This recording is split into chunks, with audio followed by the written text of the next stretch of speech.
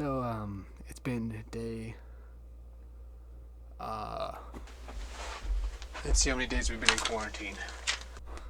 It has been about 30 days since we've been in quarantine, and my God, it's boring. And, so because of this boring quarantine, I've decided to take on a task that not many can achieve. And with the help of WikiHow.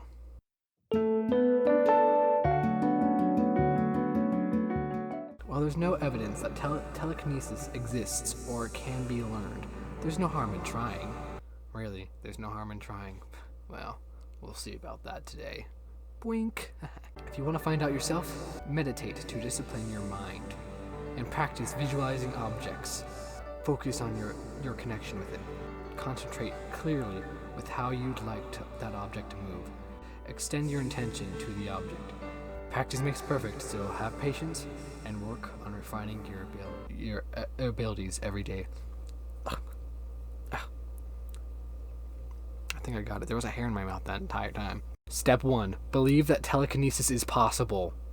You see, even though the science hasn't decided that telekinesis is real or not real, the true believers out there, they know it's real. And I am a true believer and a true knower. And I know that. Now I'm going to show you how you get your mindset clear so that you can actually become a believer in telekinesis. So you're going to get a wallet like this, all right? You're going to open it up. You're going to take exactly $2.30. It has to be a nickel and a quarter. If it's any other piece of change, it's not going to work. This is butterscotch candy.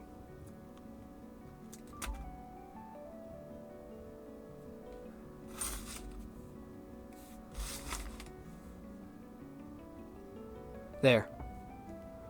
See that? And now you're a real believer of telekinesis.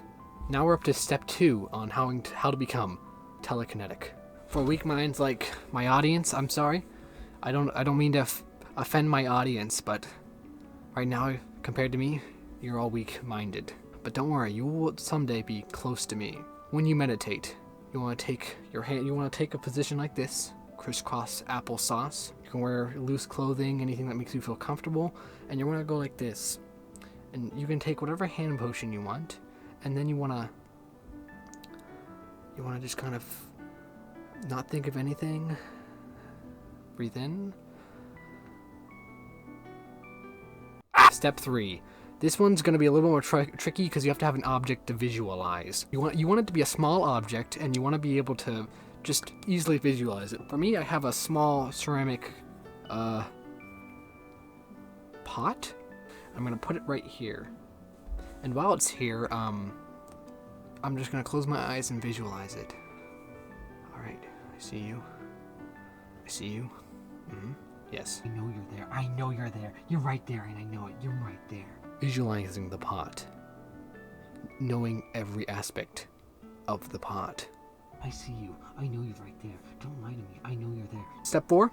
You need to be patient. You need to practice this every day. If not, you're just being an impatient little brat, and I will not have students like that in my dojo. Understood?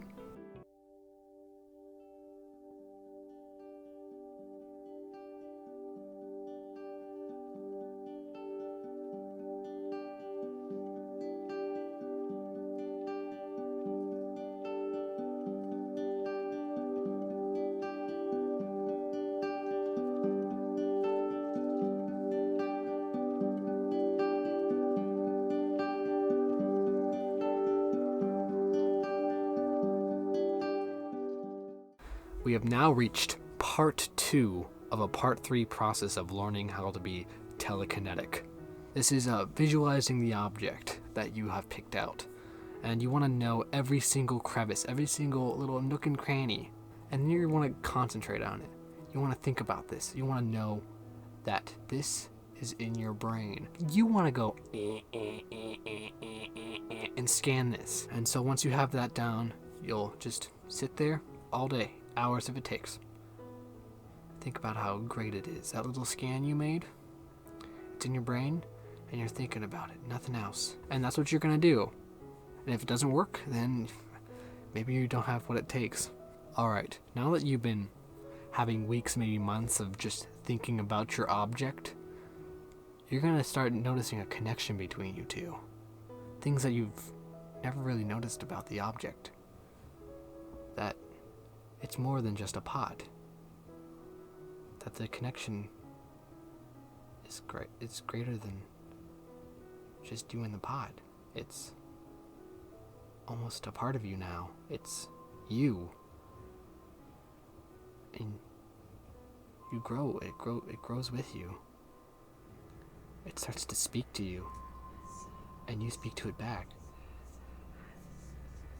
And together you become one.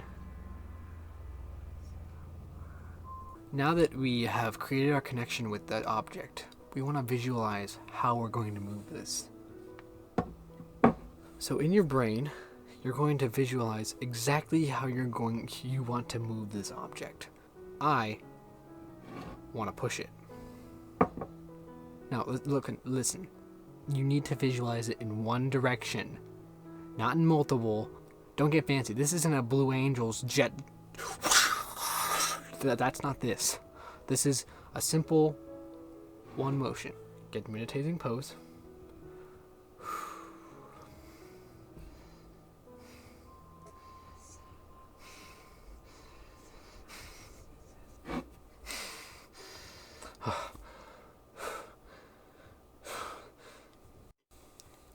That takes a lot of energy out of me. As you can see, when you're as skilled as I am, moving an object is possible. So we're gonna make this float now. Watch this fancy fucking edit.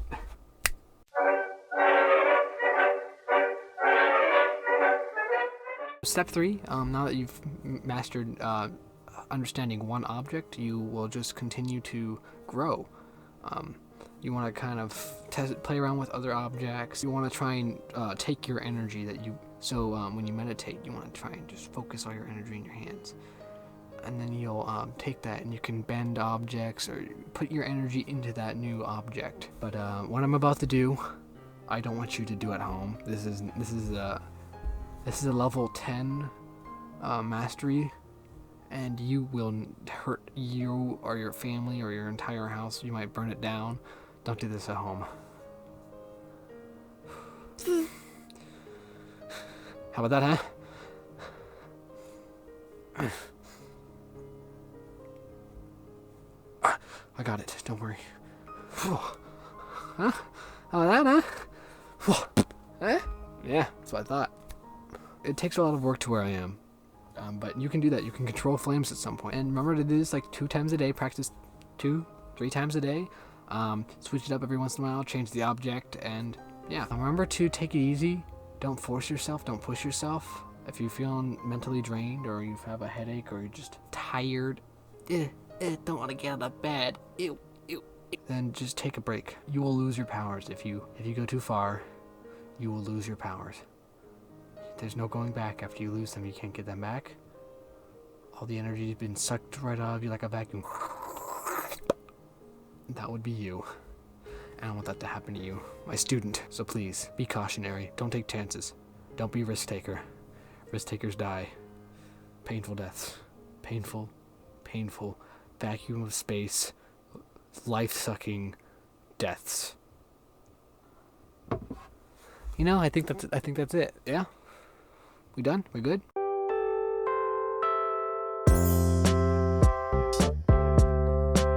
Shit. That's a fucking dime. This image is fucking stupid.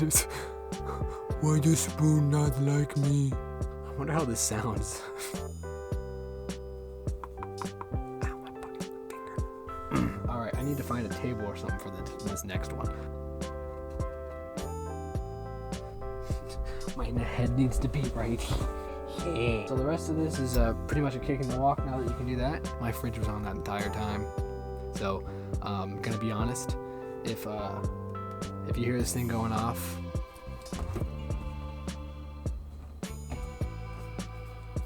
you get a free thing of mayonnaise.